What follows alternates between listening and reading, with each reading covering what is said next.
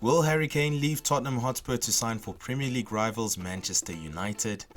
And will Jadon Sancho make the switch to Old Trafford as well? That's what the papers are saying, and we'll discuss more of this news coming up.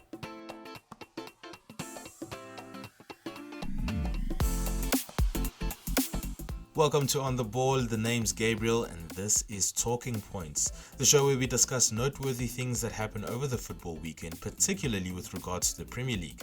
But because there's no football and we don't know how much longer we're going to have to wait for it to return, we'll be discussing Manchester United transfer news in this episode, particularly regarding Harry Kane and Jadon Sancho, both of whom have been recently linked with a move to the Theatre of Dreams, though speculation of Kane's move has increased as of late.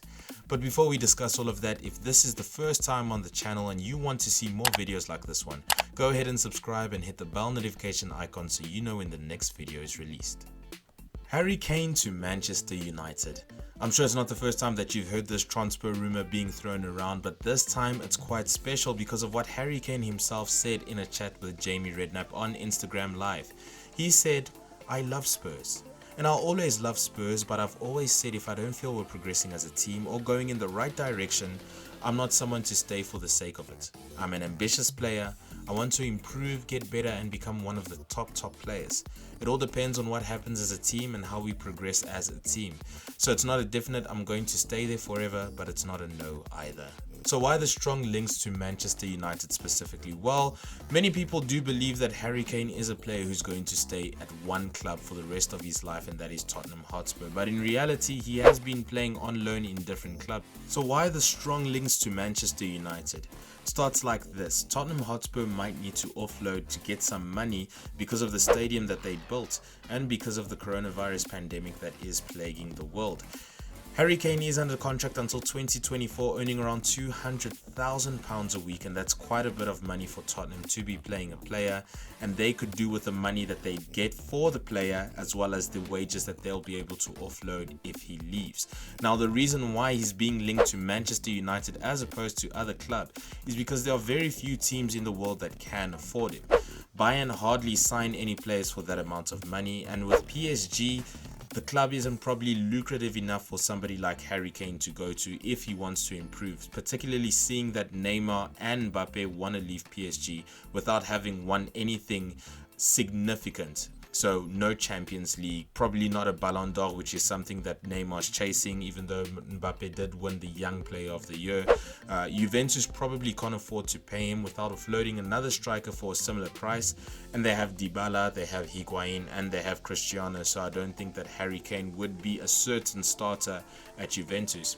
Now, that leaves two clubs that would be able to sign him. That's Madrid and Manchester United. The thing is with Madrid is that they just signed Hazard and they're looking to sign Mbappe, so it'll be difficult for them to try and sign Harry Kane as well. And they do have Karim Benzema, who is their number one striker and who's done so well for Real Madrid so far.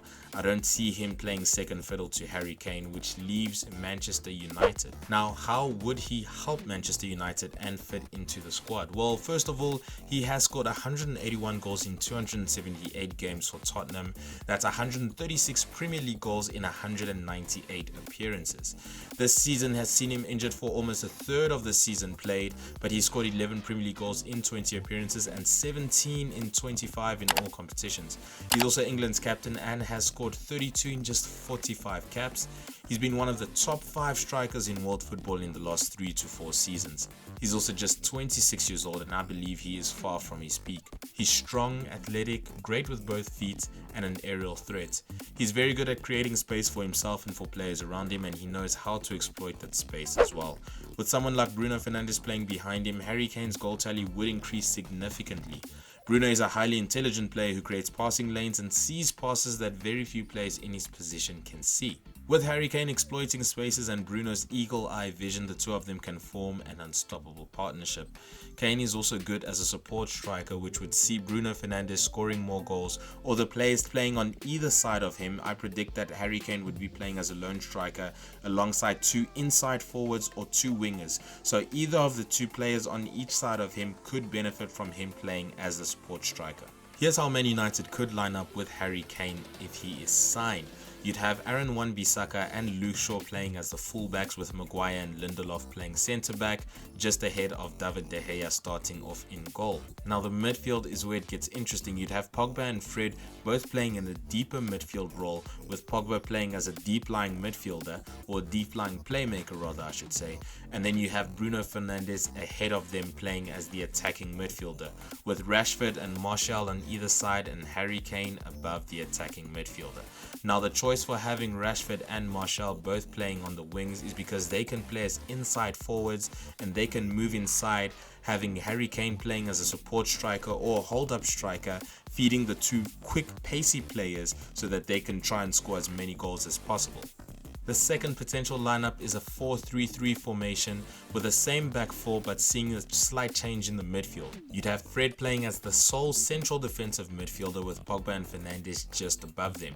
They'd be rotating positions, playing a free role, feeding Martial, Rashford and Kane above them. But that's not the only big money signing Manchester United could make, as Jadon Sancho is linked to United as well. The 20-year-old has 14 goals and 16 assists in 23 appearances this season, and he has 31 goals and 42 assists in 90 appearances in total for Borussia Dortmund. Juan Mata has spoken about him, Marco Reus has spoken about his potential move and wish for him to stay at Borussia Dortmund, and Rashford has been speaking about him as well, hoping that they can all play together. If Jadon Sancho were to sign for Manchester United, they would play the same two formations as I've mentioned before. In the first one, Martial would be the player to drop, as I believe that Rashford is Manchester United's golden boy for the future, and Martial just hasn't shown the consistency to warrant a starting position, whereas the next formation, which is a 4-3-3 formation, will see the same thing happen, Martial drop and Sancho playing in his position. So what do you think? Should Man United make an attempt to sign these two players? Should these players consider a move to Man United? Are they the players needed to bring Man United to the next level and have them challenge for the title once again? Let me know your thoughts in the comments below. Like the video if you did, subscribe to the channel if you haven't, and hit the bell notification icon so that you know when the next video is released. I'll talk to you again soon. Adios.